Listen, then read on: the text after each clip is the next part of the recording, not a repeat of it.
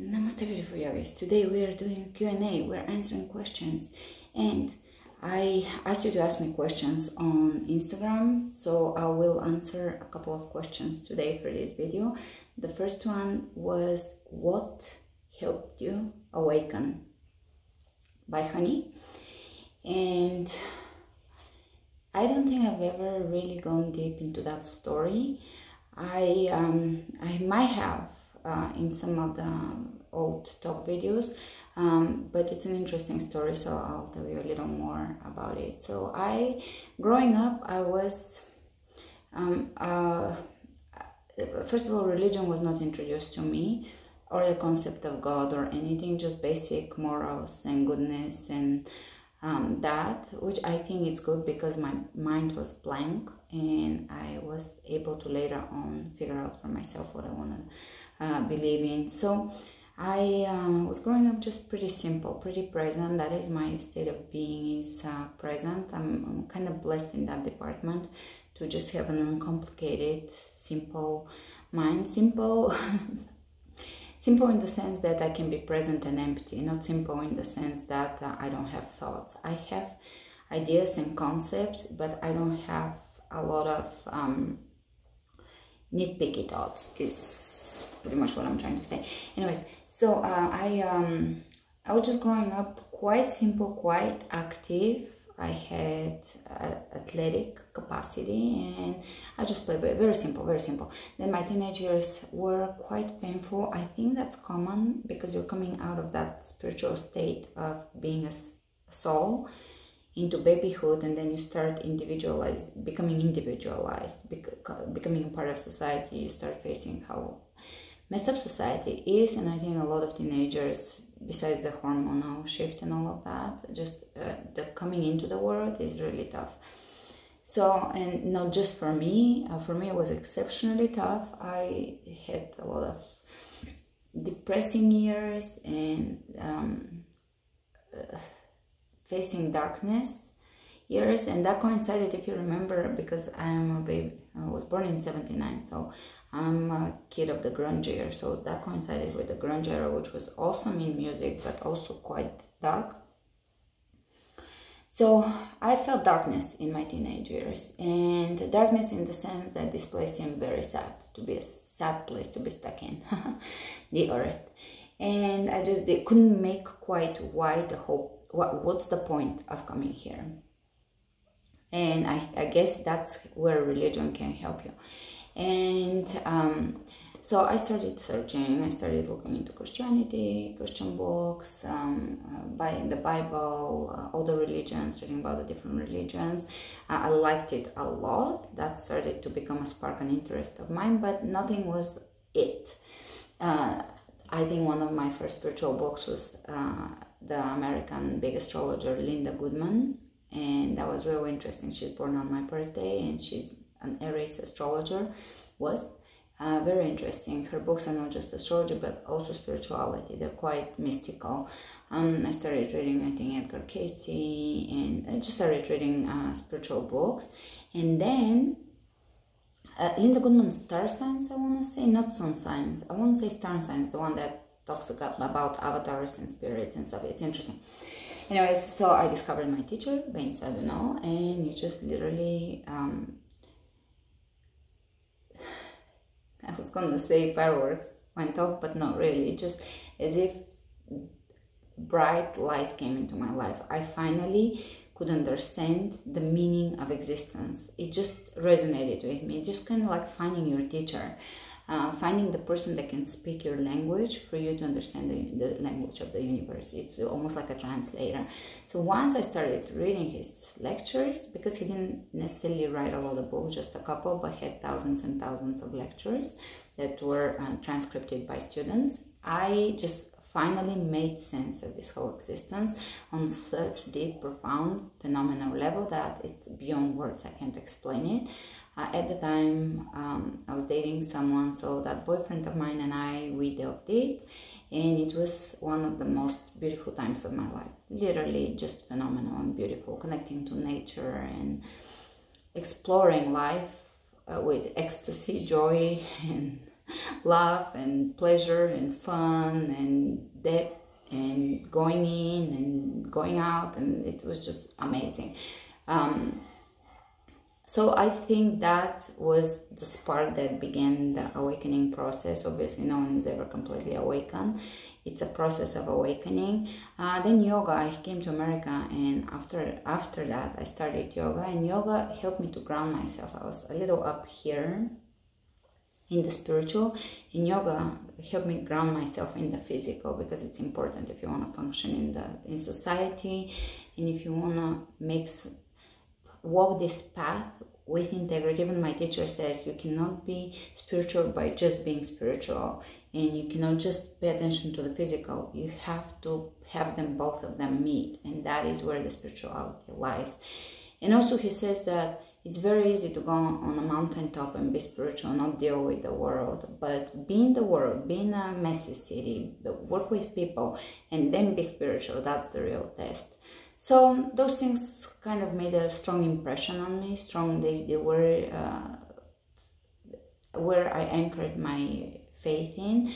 Of course, he's based on a lot of spiritual teachings, just as mystical Christianity. There is a lot of Buddhist sentiment or elements in them. It's just mysticism is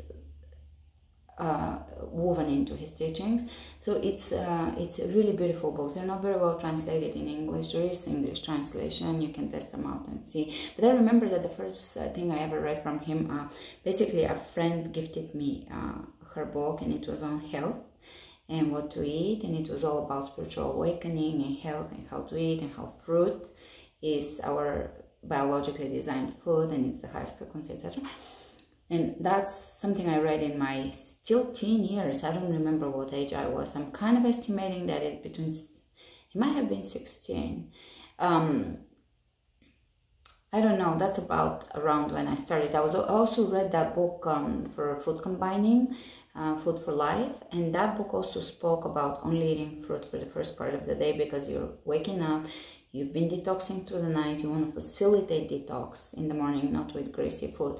So around then I started just eating fruit for the first part of the day. So that just became a part of me, the whole fruit thing, way before it became so big lately. And I just kind of got it. I kind of understood it. I admire it. I love it. Fruit, to me, it's an ecstatic expression of the universe, and it's gorgeous, and it speaks to us. So that's when it started. I don't think it was an up curve as anything. It's just like that, because after that I had quite a bit of disappointments in the States. I gave up for a while yoga after I started it. I even gave up spirituality, because I realized during my Saturn return that the most important thing at that time was for me to let go of who I think I am, or of what I think I value. So I sat down, someone was talking to me, I was talking to a friend, and I was like, I have to let go, I have to let go, I'm obsessed with this thing, like I have to let go, I have to let go. And he said, what is it the most important, what is it that is most important to you? What do you associate, what do you think of yourself? And I said, I don't think much of myself. I'm quite dissolved with my 12th house. I have so much Piscean 12th house influence that my ego is not very strong in the traditional sense. I'm not very individualized. I have individual mind. This is a whole different topic. So I said, well, the thing that I mostly associate myself with is I'm spiritual. So that's what I have to let go. So I let it go, and it was a long process of just kind of being blank and coming back to faith from within this time, not from without. All right, it's about 10 minutes, and I think if you have questions, I can go deeper or talk more about this, but that is that question. Then Michelle asked, it's a good question, how do you keep your figure in winter when there is not so much fruit available? Also the activity, sun is different. And I have to tell you, it's been a bit of a challenge here in Austin, because summer is hot and winter is okay, but there isn't as much natural walking that I can do around the house. So it's a little difficult. I don't have a desk. My office desk is my bicycle, even though it's pathetic. how much I bike, meaning I sit on it and I move with the speed of a turtle, meaning it's nothing. But I don't use, if I wanted to invest right now money, I probably would get a walking desk, a treadmill desk, just something that I'm not sitting a lot. But I use the bike desk. I got it when I got pregnant, because I figured I'm not just gonna walk it at night, or being pregnant, it's a little dangerous maybe. I don't remember why I got it. I think because that was the reasoning. But I got a bike so that I can decrease my walks, which I don't remember if I did. But anyways, since then, that's my desk. That's my working desk. And when I have to type, I stand on it. I don't sit on the bike, which is most of the time. And sometimes when I'm just watching something or reading. And that's about an hour a day or something like that with real slow biking. But that kind of provides me with a little bit of not sedentary stuckness, because I am a pitta predominantly. I can't tell you what percentage, but I don't have a strong vata. It comes through sometimes. But I think a kapha, a good kapha, because I have Taurus rising, and I can be seated, I can be chill, I can be immovable, I can be, I don't know how to explain it, but I can be quite Taurian. Anyways, and of course my predominant dosha is Vata, so I'm quite fiery and stuff like that. But just if I feel I'm gonna be resting at the end of the day, just try to move me. It's gonna be real hard. I can be just this immovable bull. And no fruit. I've been eating a lot of fruit because all I can get now is apples, since I don't go shopping a lot because it's such a production, and I just rather spend time here. Work, I always have a lot of work. Spend time with Lori at the end of the day, most quality time. And I eat a lot of apples, and I do buy bananas, whatever there is controversy about them, but I do what I can. So bananas in winter. In summer, I hardly ever crave or buy bananas because there's so much variety. So I'm eating fruit, but I'm also eating squashes, potatoes. Potatoes are very close to fruit, so they're really good.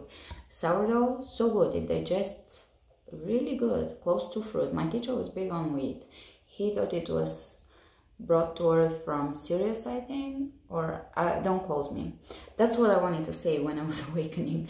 The first thing, a friend gifted me this book, or lent me her book, and she said, I think you'd love this one. So she gave me his book, and it was compilation of food healing stuff. It just about food and healing and thoughts and exercises and visualization. So the first thing I read was that there is creatures on Venus. They're conscious creatures. They don't live in our dimension, so it's not someone you can come across and see, but they can spiritually influence you, and that's what influences you. When you're Venusian, you communicate on subconscious level with the beings on different planets or on different levels of existence. So I was like, I've never read anything like this up until that point. So I was like, okay, this is weird, but I like it. That was my reaction. I was like, this is so freaking strange. But I'm intrigued. That was my idea about it. He's quite interesting in his writing lectures. It's just amazing. Anyways, any Christian mysticism is so profound because it's based on Christianity. Before Christianity, the Bible and everything got completely converted. So it's based on the Christ teachings. The purity of the spirit, because Christ is the spirit and Jesus was the person. So it was based on the spirit of Christ, the teachings, the energy of Christ. And he says that Christ brought love on earth. He was not realized as a quality in people before him. It still is not, but that's the message. Every Messiah brings something. So he was the love Messiah. And Buddha before that brought compassion. Before that, it was not a realized quality within humans. Anyways, so how do I keep my figure? I think I fluctuate. Unfortunately, winter, I am a little heavier than summer.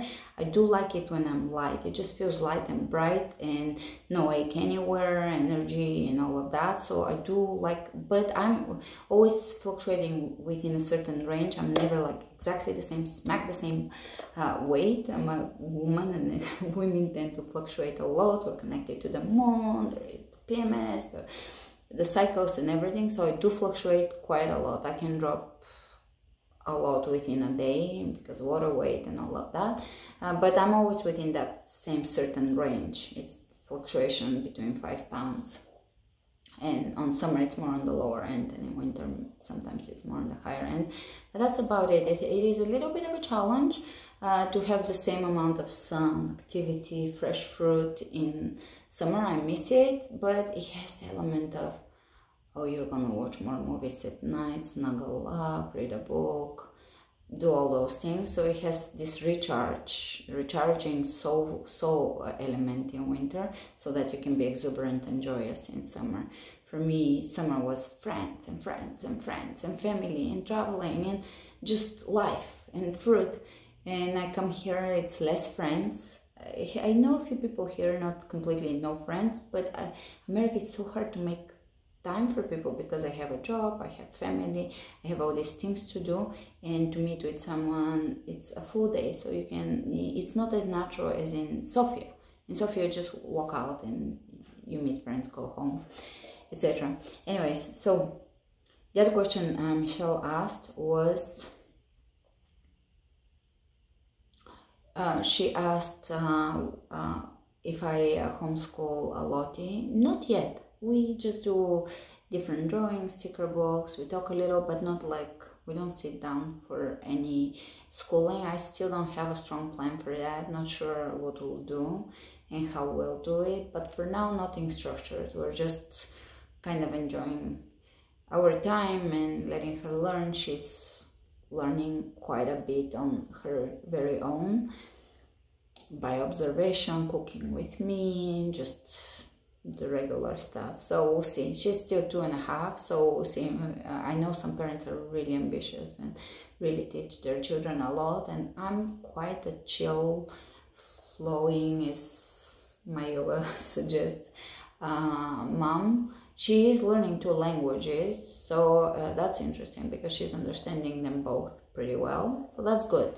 She was talking a little more in Bulgarian, now she's speaking more English. So hopefully they both will mingle enough in her head and be clear at some point. But it's an effort. That is my effort, to just continuously speak Bulgarian to her. I hear her. She was at her nana's. So I'll finish shooting now. I think there was one very interesting question I wanted to answer, but I'll do it in a different video.